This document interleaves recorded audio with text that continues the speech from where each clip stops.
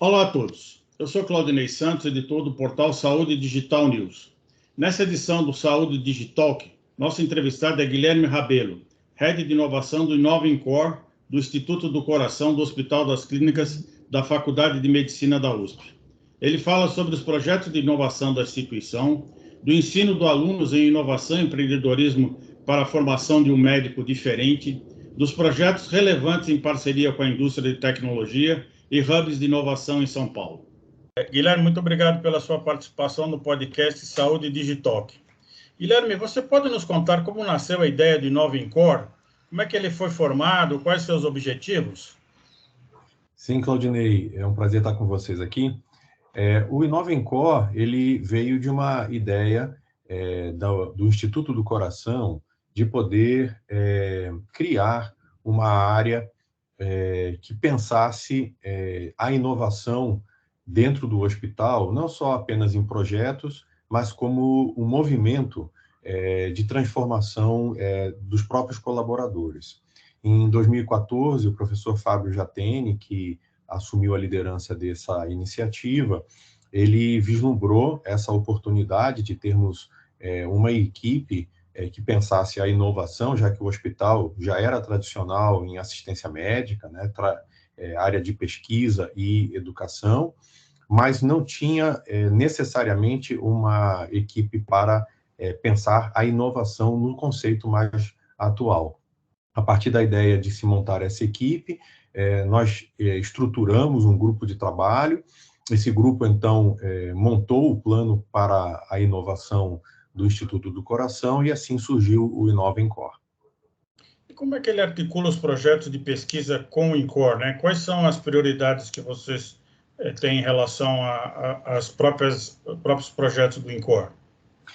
Bem, a parte da inovação nossa, como ela tinha essa visão de poder empoderar os nossos colaboradores, além de fazerem as pesquisas básicas, poderem também desenvolver projetos que visassem empreender e gerar propriedade intelectual dentro desse novo conceito que a gente tem notado nos projetos de startups, né? Nós buscamos desenvolver junto às áreas do hospital, tanto os laboratórios como as áreas assistenciais e de ensino, uma comunicação primeiro para que eles entendessem qual era o propósito do InnovaIncor, a área de desenvolvimento de projetos e conceitos de inovação da instituição.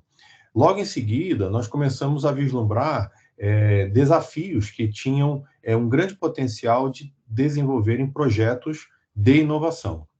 De fato, isso aconteceu através de questionamentos que essas áreas faziam por problemas do dia a dia, na área da fisioterapia, da enfermagem, na área de gestão. Nós começamos a perceber esses projetos, e mesmo na área de pesquisa, onde os projetos eles estavam sendo feitos muitas vezes com o conceito da pesquisa tradicional, de base, de bancada, de laboratório, mas havia ali latente um potencial de time to market, né, de go to market. E a gente, então, começou a ajudar esses projetos não só a se iniciarem, né, porque muitos deles não existiam, só tinham a percepção do desafio, e outros a se transformarem, também passarem a sair da versão tradicional de projeto de pesquisa acadêmica para um projeto de empreendedorismo. E como é que são a participação da universidade nesses projetos, né, para a formação dos pesquisadores? Porque um dos objetivos também é a formação de pesquisadores, né, girar capital intelectual, né? Sim, sim, certamente. Bem, nós fizemos em 3 frentes, Claudinei. A primeira frente foi a criação, em 2019, da primeira disciplina optativa na área de graduação da medicina. Então, o professor Fábio ele propôs, né, para a Faculdade de Medicina da USP a criação dessa disciplina de empreendedorismo e inovação em saúde, para que os alunos do 2º ao 4º ano de medicina pudessem cursar, né, um curso breve, né, uma disciplina breve, mas que trouxesse esses conceitos iniciais do que é inovação e empreendedorismo na saúde, e ajudar a formação deles quanto à própria atividade que eles estão empreendendo hoje, se graduar, que é ser médico, né? E já fizemos várias turmas, né? Tem sido muito gratificante ver esses jovens que estão desejosos de serem um médico diferente. Ao mesmo tempo, nós começamos a participar em algumas reuniões com as áreas do hospital. Fizemos algumas clínicas de design thinking, nós começamos a oferecer reuniões temáticas para essas áreas, com a nutrição, fisioterapia, a área de gestão, a área pediátrica, e a partir daí nós temos trazido também para eles uma visão nova sobre o profissional que tem essa visão de empreendedorismo. Então, isso tem sido algo progressivo. E a gente, mais recentemente, um pouquinho antes da pandemia, em 2019, começou a fomentar também a premiação de projetos inovadores para os jovens pesquisadores. Nós tivemos uma parceria com a DASA, que nos permitiu, em 2020, fazer a primeira edição, né, do prêmio de projetos inovadores de jovens cientistas do INCOR, e a gente teve 4 premiados. Então, mais uma vez, buscando trazer essa questão da inovação para perto do nosso colaborador, né? E o que foi interessante é que, especialmente nessa questão da premiação, a gente propôs ao nosso parceiro que a premiação não fosse simplesmente dar dinheiro para o jovem cientista que ganhasse, né, que fosse selecionado dentro do concurso, mas que esse recurso pudesse ser acessado por ele para reinvestir na sua própria formação. Então, grande parte do recurso que ele ganhou, né, esses 4 premiados, estarão sendo utilizados para investir em cursos de aprimoramento, participação em congressos, coisas que envolvem a própria formação dele. Guilherme, como é que é a articulação dos projetos do INCOR e a iniciativa privada ou outros centros de inovação? Como é que você faz esse match de interesse comum? Bem, a gente tem estabelecido desde o início do Inova INCOR, né, por volta de 2015, um grande esforço de contato com a indústria, né, com o mercado e com centros de inovação, quer sejam em saúde, quer sejam tecnológicos. É um esforço de tempo, né, um investimento de tempo, por assim dizer. Então, a gente tem procurado outros centros de inovação, outros hubs de inovação, alguns deles mais próximos de nós, aqui em São Paulo, então fizemos várias aproximações. Nós também temos buscado, através do apoio do governo, nós temos uma relação muito próxima com o Ministério da Saúde e também com o Ministério da Ciência, Tecnologia e Inovação, com quem nós assinamos uma parceria estratégica em 2018, buscando essa aliança. E a indústria, as empresas, muitas delas têm hoje incentivos para desenvolvimento de projetos tecnológicos, por exemplo, através da lei de informática, que permite um investimento de recursos deles anuais, né, em projetos de inovação. Então, nós temos procurado essas empresas, algumas têm procurado a nós, para que a gente comece a fazer esses trabalhos em conjunto. Isso tem dado frutos. Nós temos hoje já grandes grupos, a gente poderia dizer que a maior parte deles são todos parceiros internacionais, né, empresas com presença mundial, que estão no Brasil desenvolvendo projetos para a área de saúde em tecnologia e que têm já surtido aí diversos projetos concretos em que a gente tem atuado junto com eles. E quais os projetos mais relevantes desenvolvidos pela Inova INCOR? Você pode mencionar algum deles ou quais as áreas? O que você considera interessante que vocês estão desenvolvendo aqui no Brasil? Bom, a gente tem diversos cases que foram interessantes, né? Alguns deles eles se tornam provas de conceito, realmente, para a gente poder avaliar a tecnologia. Outros, eles evoluem para ações concretas no mercado. Então, eu poderia citar aqui, por exemplo, desde 2016, nós tivemos uma série de casos de projetos muito interessantes. O primeiro que eu poderia mencionar relevante foi com a SAP, quando em 2016 nós desenvolvemos uma solução para visualização na UTI de dados do paciente, né? Era um painel de indicação de dados beira-leito. Esse projeto nosso de prova de conceito foi realizado, assim, em tempo recorde, foram em torno de 6 semanas, e o que nós apresentamos, né, num concurso da SAP, foi premiado como o melhor projeto, e inclusive foi selecionado como um dos melhores projetos em 2017 da SAP mundialmente. Então, esse foi o primeiro caso nosso, assim, bem relevante. Daí nós tivemos uma aproximação muito boa com a Intel, com quem nós temos uma parceria já de 5 anos, e desenvolvemos projetos para criarmos um ambiente digital no hospital, chamado Andar Digital, onde testamos tecnologias de ponta.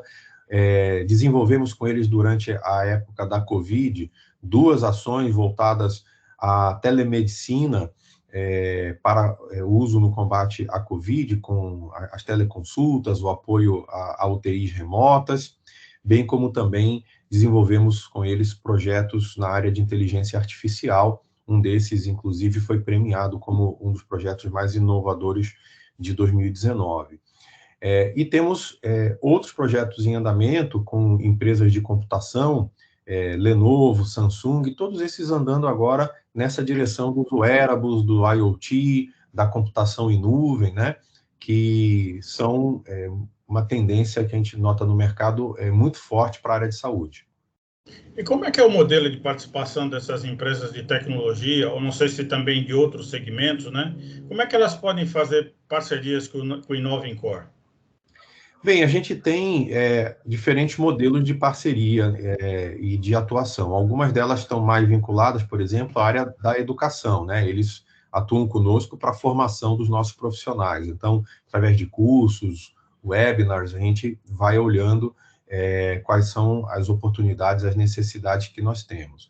Outras são projetos de prova de conceito. Então, nós somamos esforços, muitas vezes nós trazemos soluções que o parceiro possui já, e que a gente não tem na nossa linha assistencial ou de serviço. Então, a gente tenta ver se a tecnologia já é aderente a um ambiente realístico. Fizemos isso recentemente com a NTT Data, e que está agora numa prova de conceito que nós estamos finalizando, de uma tecnologia de inteligência artificial para monitoramento de pacientes de forma virtual. Então, a gente traz essa tecnologia, desenvolvemos com eles uma prova de conceito, digamos, colaborativa, e os resultados muitas vezes vêm através de melhoria do produto que o nosso parceiro ganha, e a gente ter uma possibilidade de usar uma tecnologia a baixo custo ou às vezes sem custo. E outros projetos, na verdade, é um co-investimento, né? Quando há especificamente desenvolvimento de soluções. Então, a gente fecha uma parceria de desenvolvimento casado e, às vezes, a propriedade intelectual resultante é compartilhada, e a gente explora isso no mercado. Então, a gente tem ficado aberto a diversos modelos, não temos um fixo, né?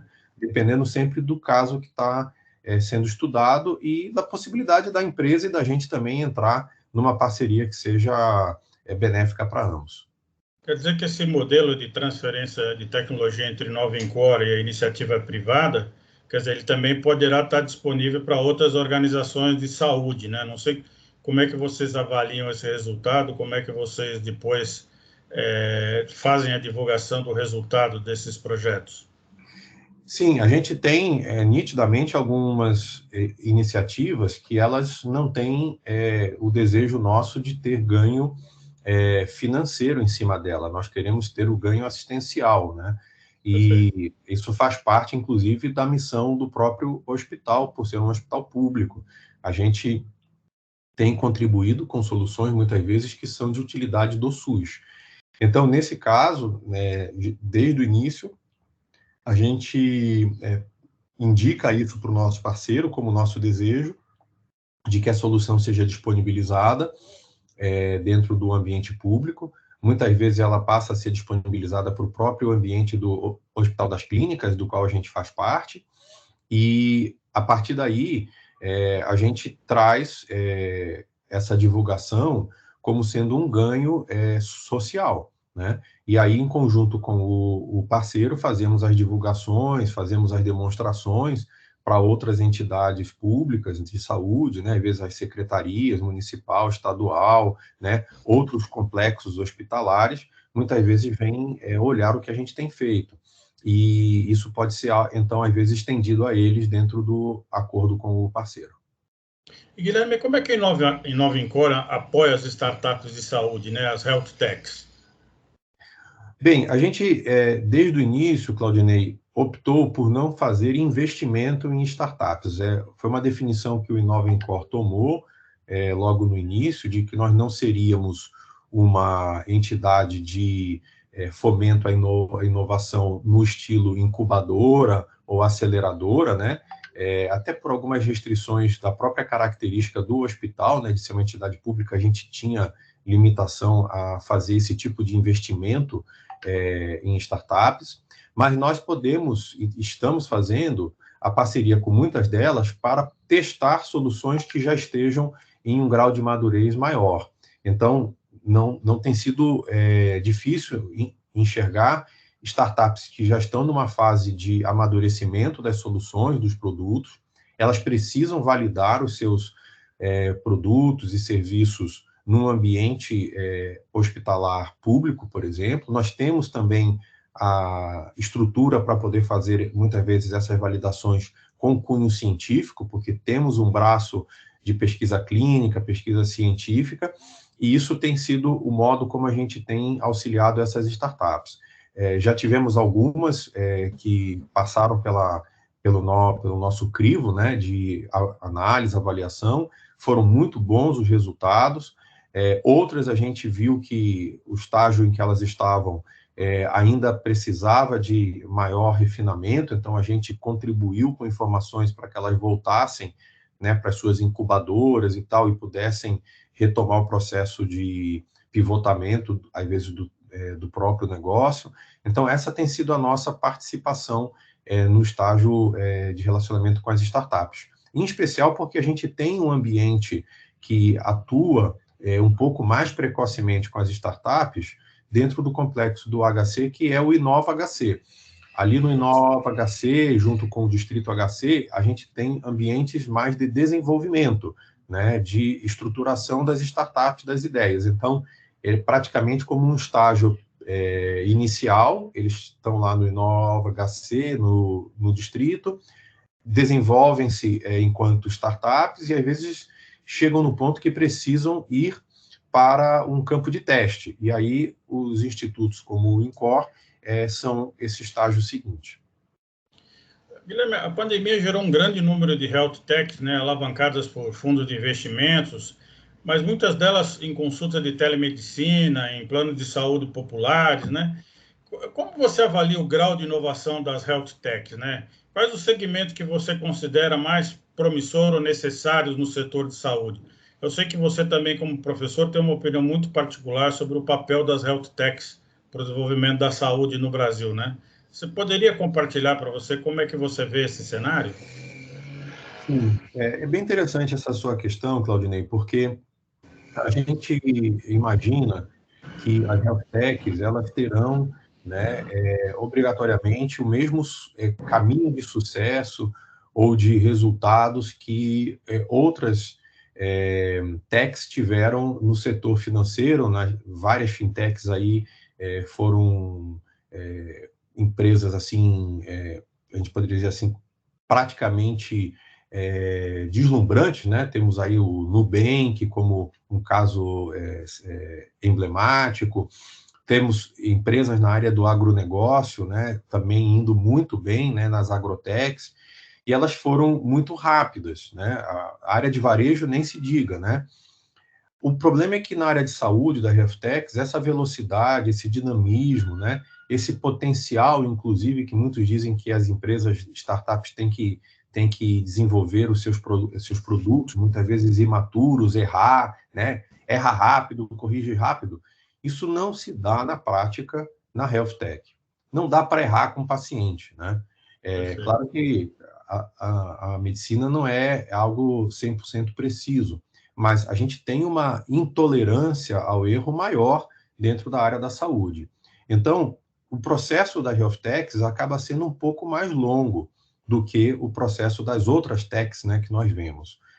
Um segundo aspecto é que muitas das health techs que começaram acabaram seguindo uma fórmula um pouco, digamos assim, equivocada de copiar modelos estrangeiros.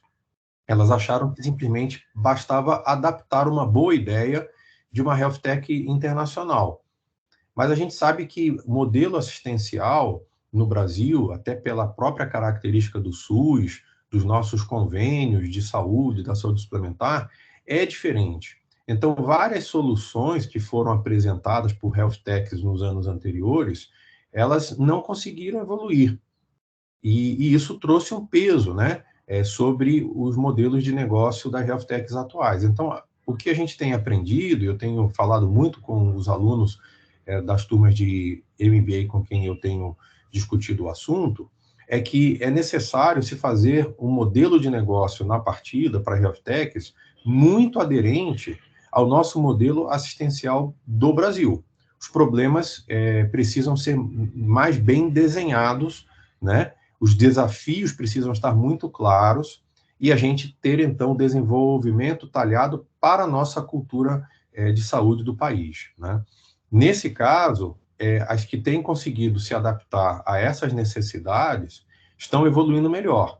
Algumas delas estão entrando em vácuos inexistentes. Você mesmo citou as health techs aí de serviços, né? São os planos de saúde novos, SAMI, Alice e outros do gênero. O que acontece é que eles estão preenchendo uma vaga não de um novo negócio, mas de um negócio que não era atendido, né? Esse negócio do acesso à saúde, porque a gente mantinha sempre o acesso tradicional. Então, eles estão preenchendo com novas opções um mercado que já existia, porém não era atendido. Eles não criaram um novo mercado. Há outras coisas que estão sendo criadas. A telemedicina trouxe, digamos assim, um novo serviço para o mercado, que não existia de fato.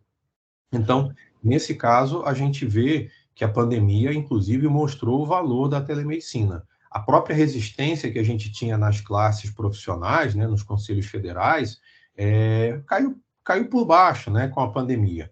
Porque agora a gente já tem a autoevidência do benefício da telemedicina. Temos que aprimorar na parte regulatória, temos que melhorar na parte de modelo de consumo, nas estruturas de atendimento, mas como conceito e ferramenta, isso já está provado que ela chegou para ficar.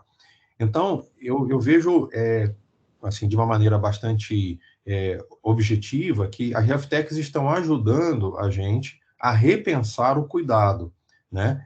Eu acho que elas estão muito mais contribuindo, Claudinei, com o propósito de dar acesso à saúde do que propriamente a gente ficar discutindo tecnologia.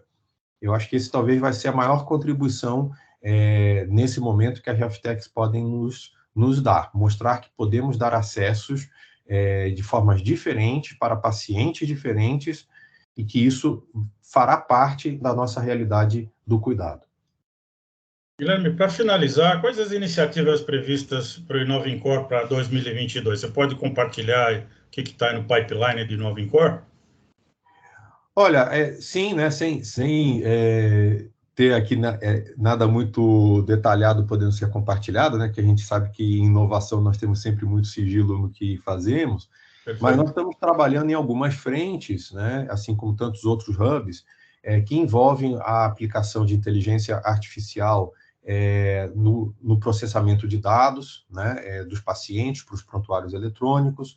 Nós estamos envolvidos muito nessa questão de tecnologia, também utilizando as ferramentas de inteligência artificial para a proteção de dados, né? A LGPD, como uma realidade agora, precisa que a gente tenha mais ferramentas para sigilo, privacidade dos dados e segurança dos dados. Então, essa é uma área que a gente está atuando bastante. Temos projetos na área de assistência com produtos que estão sendo feitos para apoio na reabilitação de pacientes. Então, nós temos um que já está numa fase final de desenvolvimento, o protótipo físico de um paciente desenvolvido com a nossa área de fisioterapia.